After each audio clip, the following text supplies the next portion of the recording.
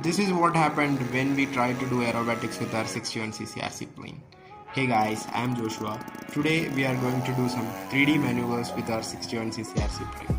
So I started by doing a straight stretch knife edge pass followed by Harrier and rolling Harrier, and I kept rolling the plane.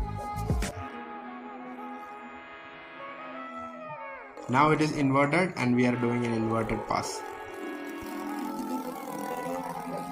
Now the plane is approaching on high alpha Harrier and going to a complete hover.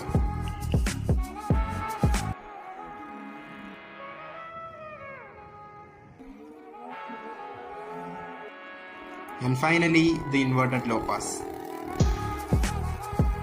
That was sexy shot.